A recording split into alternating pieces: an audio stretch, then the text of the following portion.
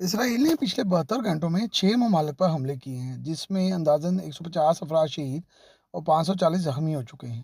قطر، یمن، شام، لیبنان، تیونس اور فلسطین اسرائیلی حملوں کی زد میں ہیں۔ اگر ایران پر حملوں کو شامل کر لیا جائے تو اس سال کے شروع سے اب تک 7 ملکوں پر اسرائیل نے حملے کیے ہیں۔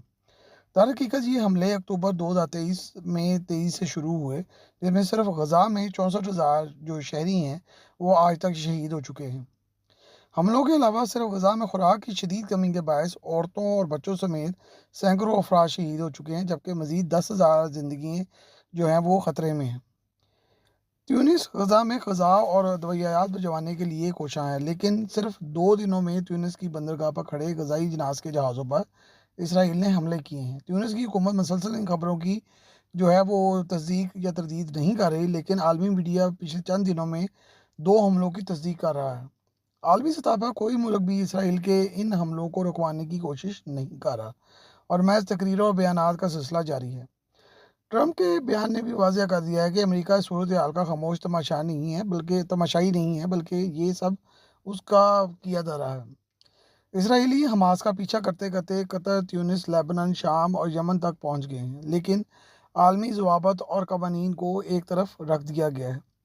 شام میں حملے بھی بہت غیر متوقع تھے۔ شام میں جس سے معاملات طے کیے گئے تھے اور ٹرمپ نے سارے معاملات جو ہیں اس سے حل کروا لیے تھے، نئی حکومت تسلیم کر لی گئی تھی، لیکن یک حملوں نے انہی حکومتی ممبران کو اٹیک کر ساروں کو حیران کر دیا۔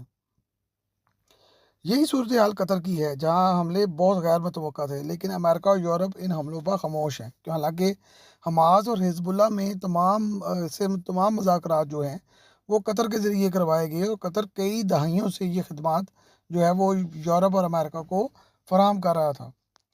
اگر یہی صورتحال برقرار رہی تو خلیج میں ایک بہت بڑی جنگ کا خدشہ ہے، کیونکہ کسی بھی مسلمان ملک کو ٹارگٹ کیا جا سکتا ہے، جس میں اگلی باری پاکستان کی، سعودی عربیہ کی، متحدہ عرب امارات کی بھی ہو سکتی ہے، اور ان ممالک کو خاص طور پر شدید خطرات لاحق ہیں۔ اس صورتحال میں اگلے جو مزید 72 گھنٹے جو ہیں وہ بڑے ہی اہم ہیں۔